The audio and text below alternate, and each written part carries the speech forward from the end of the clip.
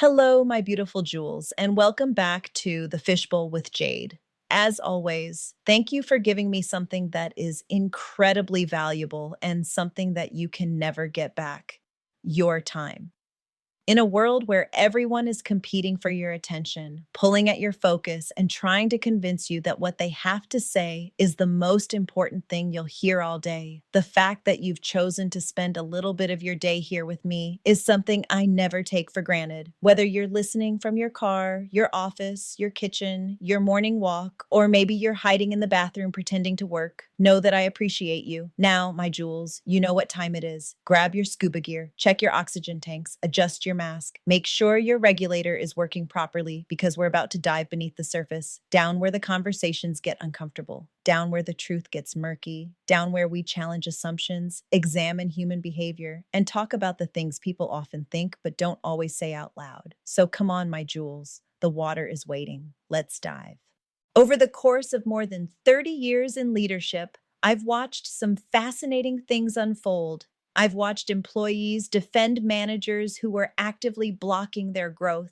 I've watched talented people chase validation from leaders who had already decided they weren't going to invest in them. I've watched people remain fiercely loyal to organizations that consistently overlooked them, friendships that drained them, and relationships that diminished them. And if I'm being completely honest, I've had moments in my own life where I had to sit down and ask myself a difficult question. Am I holding on to this person because they're actually good for me, or because I've become attached to the idea of who I want them to be? That question came rushing back recently while I was scrolling through social media. I came across an influencer who regularly criticized and spoke negatively about a certain group of people. What fascinated me wasn't the influencer, it was the audience. The very people being criticized were some of that influencer's most loyal supporters. They defended them, shared their content, promoted their platform, and applauded their commentary. And I found myself wondering, why do people support individuals who don't seem to support them? Why do people remain loyal to people who constantly put them down? Why do people defend friends who disrespect them, stay devoted to bosses who don't value them, and remain committed to relationships where they are continually diminished? And before anyone starts trying to make this about politics, religion, race, gender, or any other category, let's take all of that off the table. This isn't about any one group, this is about human behavior. The first thing we have to understand is that people don't simply support individuals. We often attach pieces of our identity to them. Human beings are relationship driven creatures, and once we connect ourselves to someone, that connection becomes part of our self image. We start saying things like, that's my friend, that's my mentor, that's my leader, that's my family, or that's my favorite creator. Over time, those labels become more than descriptions. They become part of how we define ourselves. So when evidence appears that maybe this person doesn't value us, maybe they don't respect us, maybe they don't actually have our best interests at heart, we're forced into an uncomfortable position because now we're not just evaluating them. We're evaluating ourselves. We have to ask whether we ignored warning signs, whether we overlooked red flags, whether we excused behavior that should never have been excused, whether we accepted treatment that we didn't deserve. And let's be honest, sometimes protecting our ego feels easier than confronting a painful truth. Admitting someone doesn't value us can feel like admitting we misjudged them, and many people would rather continue believing the story than face the reality. Another reason people stay loyal is because human beings have a complicated relationship with familiarity. We often confuse familiar with safe. Think about that for a moment. Familiar and safe are not the same thing. Some people grow up surrounded by criticism. Some grow up around manipulation. Some grow up in environments where affection is conditional and respect is constantly being negotiated. Those experiences become normal. So when they encounter similar treatment later in life, it doesn't immediately feel unhealthy. It feels familiar. The relationship may not be fulfilling, but it's recognizable. The behavior may not be healthy, but it's predictable. Sometimes people remain loyal to harmful relationships because the pain they know feels less frightening than the uncertainty they don't. We like to believe people always choose what's best for them, but psychology tells us that people often choose what feels familiar instead. Now, let's talk about something that I hear all the time. How many times have you heard someone defend a person by saying, I like them because they're real, or at least they tell it like it is? Somewhere along the way, society began confusing honesty with disrespect. We started treating bluntness like a virtue all by itself. Now, don't get me wrong, I value honesty. I appreciate authenticity. I believe in transparency. But being honest does not require being cruel. Being authentic does not require humiliating people. Being direct does not require tearing others down. Some people have built entire brands around saying offensive things and then hiding behind the phrase, I'm just being honest. No, sometimes you're being honest, sometimes you're being disrespectful, and those are not the same thing. Yet many supporters are willing to overlook harmful behavior because they admire the authenticity. They become so tired of fake people that they begin rewarding honesty, regardless of what is actually being said. But authenticity without accountability can become arrogance, and honesty without empathy can become cruelty. What's particularly fascinating is that some supporters aren't attracted to the message at all. They're attracted to the confidence. Human beings are naturally drawn to certainty. We often mistake confidence for competence, boldness for wisdom, and volume for intelligence. A person who speaks with conviction can appear powerful even when they're completely wrong. Think about how often you've heard someone say, I don't agree with everything they say, but I respect them because they're fearless. What they're really responding to isn't necessarily the message. They're responding to the energy, the certainty, the confidence, the willingness to say things other people won't say. Confidence can be incredibly persuasive, even when it's being used against the very people who admire it. And that's one of the reasons charismatic personalities often attract loyal supporters, despite behavior that would be unacceptable from almost anyone else. Then we have what I call the hope trap. And this one is powerful because it operates quietly. People often remain loyal because they believe they will eventually become the exception. They convince themselves that the criticism isn't directed at them. They tell themselves they don't mean me, or they're talking about everybody else.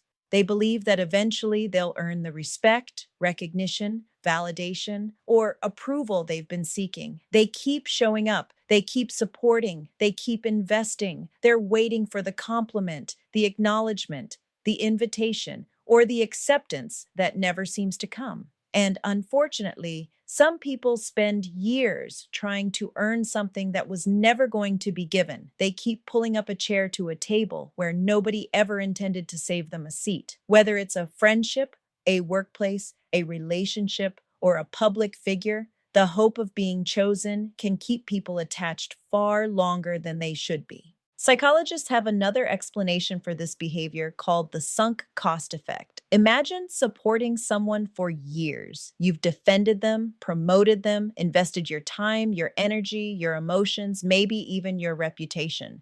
Then one day, evidence appears that maybe this person isn't who you thought they were. Walking away now means admitting that your investment may have been misplaced. That's painful. Nobody enjoys realizing they invested in the wrong person, the wrong relationship, or the wrong situation. So instead of leaving, many people double down, not because they believe more strongly than before, but because admitting they were wrong feels harder than continuing the relationship. The longer someone has invested, the harder it becomes to walk away. That's why you'll often see people defend behavior that they privately know is unacceptable. They're protecting their investment. Let's bring this conversation into friendships and relationships because this isn't just about public figures. We've all known that friend who constantly makes jokes at our expense, minimizes our accomplishments, or somehow finds a way to make every conversation about themselves. We've all seen relationships where one person gives and gives and gives while the other person takes and takes and takes. Yet people remain loyal because of history. They say things like, we've been friends forever, or we've been through too much together. But here's a truth that some of us need to hear: history and health are not the same thing. Longevity does not automatically make a relationship valuable.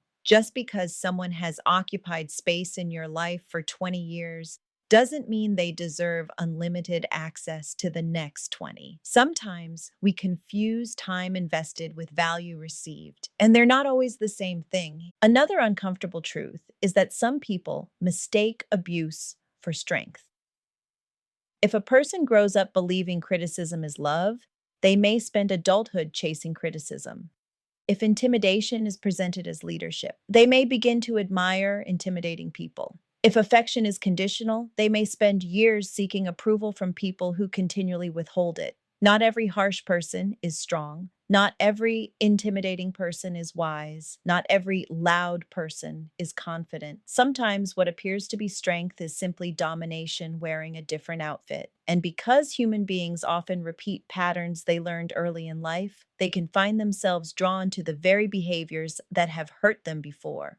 Familiarity can be a powerful force, even when it's harmful. We also can't ignore the role of belonging. Human beings are wired for connection. We want community. We want acceptance. We want to feel like we're part of something bigger than ourselves. Sometimes people aren't loyal to the individual at all. They're loyal to the community attached to that individual. Leaving might mean losing friends, losing opportunities, losing status, losing relationships, losing a sense of identity. For many people, loneliness feels more frightening than mistreatment. So they stay, not because they're respected, not because they're valued, but because they're connected. The fear of being excluded can be incredibly powerful. In some cases, people aren't supporting a person, they're protecting their place within a group. Now, to be fair, not every difficult person is harmful. Not every criticism is an attack. Not every uncomfortable truth is disrespect. Good mentors challenge us. Good coaches push us. Good friends tell us things we don't always want to hear. Growth often arrives wrapped in discomfort. The difference is intent. Are they trying to help you grow, or are they trying to keep you small? Are they correcting behavior or attacking your worth? Are they challenging you because they see your potential, or tearing you down because it makes them feel powerful? That's the distinction. People who genuinely care about you may challenge you, but they don't build their identity around diminishing you. They don't need to tear you apart to make themselves feel important. So, what do we do with all of this? What are the lessons? First, pay attention to patterns, not isolated moments. Everyone has bad days. Everyone says the wrong thing occasionally. Look for consistent behavior over time. Second, ask yourself whether this relationship is helping you grow or simply keeping you attached. Third, stop confusing familiarity with health. Just because something feels normal doesn't mean it's good for you.